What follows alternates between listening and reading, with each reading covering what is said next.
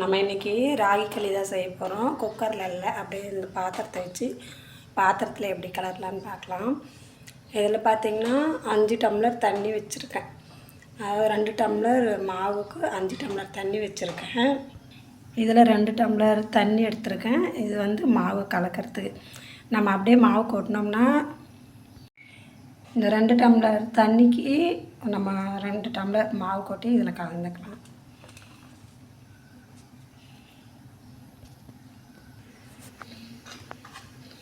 மாவை கட்டி இல்லாமல் கரைச்சிக்கலாம். ஏன்னா நம்ம அப்படியே வெறும் மாவாக கொட்டும்போது இது மாதிரி கரைக்காமல் நிறைய டைமில் கட்டி விழுந்துடும். ஆனால் இந்த மாதிரி செஞ்சோம்னா கட்டியே விழாது. செய்ய தெரிஞ்சவங்க அப்படியே மாவு கொட்டி செஞ்சுருவாங்க கட்டி இல்லாமல். நம்ம செய்ய தெரியாதவங்க அந்த கட்டி எப்படியாவது வந்துடும்.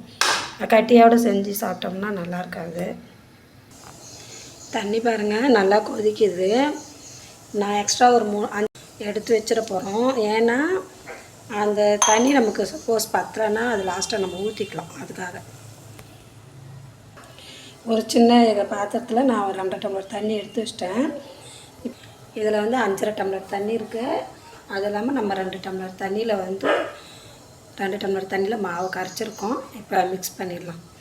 தண்ணி நல்லா கொதிக்கணுங்க. கொதிச்சதுக்கப்புறம் தான் நம்ம மாவை ஊற்றணும். நம்ம மாவு ஊற்றும் போதே பார்த்திங்கன்னா அடுப்பை வந்து சிம்மில் வச்சுருங்க. ஃபுல்லாகவே குறைச்சி வச்சுருங்க. நம்ம ஊற்றின உடனே பாருங்கள், கைவிடாமல் நல்லா கிண்டிகிட்டே இருங்க. நமக்கு இந்த தண்ணியே சரியாக போச்சு பாருங்கள்.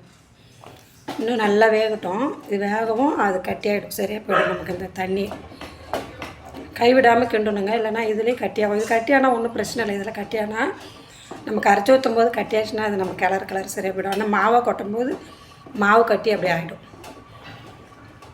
மாவு ஊற்றுனதுலேருந்து கிண்டினே இருங்க. நல்லா லோனே வச்சுட்டு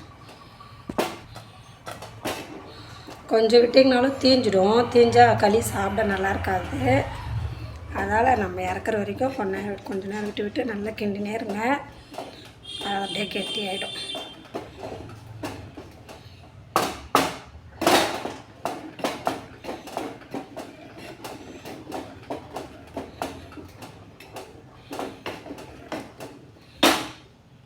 கொஞ்ச நேரம் மூடி போட்டு விட்டுடலாம்.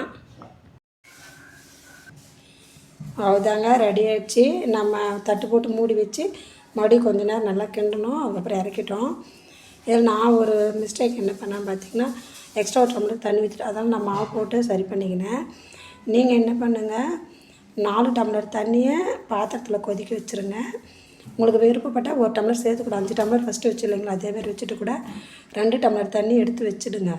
2 டம்ளர் மாவு தனியாக அந்த 5 டம்ளர் தண்ணி இல்லாமல் 2 டம்ளர் தண்ணிக்கு 2 டம்ளர் மாவு கரைச்சி வச்சுக்கோங்க.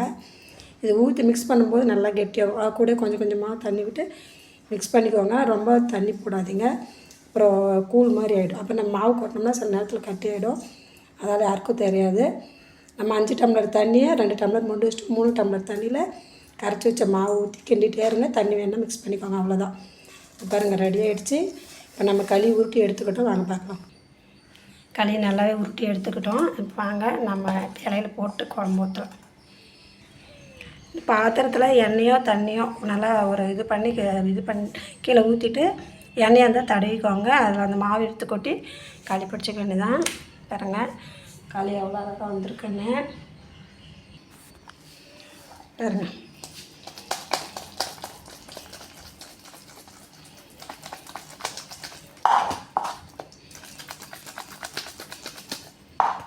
அவ்வளோதாங்க, ரெடி ஆகிடுச்சு. எடுத்து போட்டுக்கலாம்.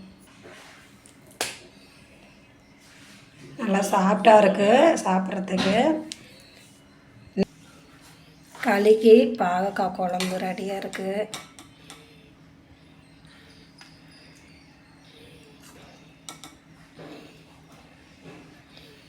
வாங்க சாப்பிடலாம்.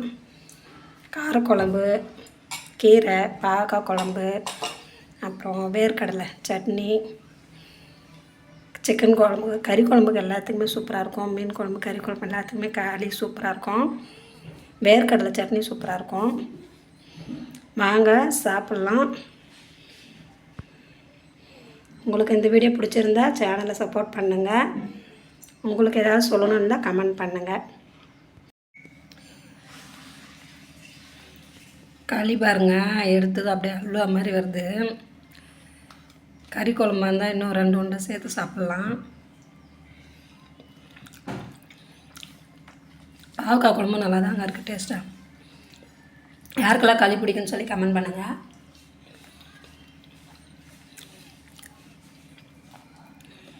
எவ்வளோ அழகாக வருது பாருங்க, அல்வா மாதிரி இருக்குது. செம்ம டேஸ்ட். வாங்க சாப்பிட்லாம். எங்கள் ஊரில் பண்ணைக்கரை சொல்லுவாங்க. பண்ணைக்கரையும் உழுவல் கொள்ளு பருப்பு சொல்லுவாங்க. 2ஐயும் போட்டு கரைஞ்சா சூடாக ஒரு உருண்டை களி வச்சா அப்படி இருக்கும் சாப்பிட.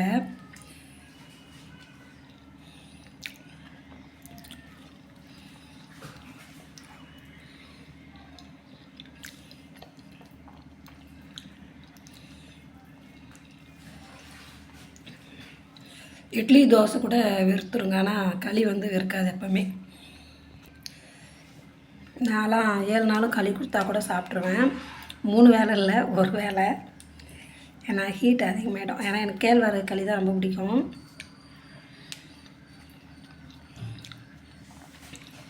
வாங்க சாப்பிட்லாம், ரொம்ப நல்லாயிருக்கு. நீங்களும் செஞ்சு பாருங்கள். யாருக்கெல்லாம் களி பிடிக்கும்னு சொல்லி கமெண்ட் பண்ணுங்கள்.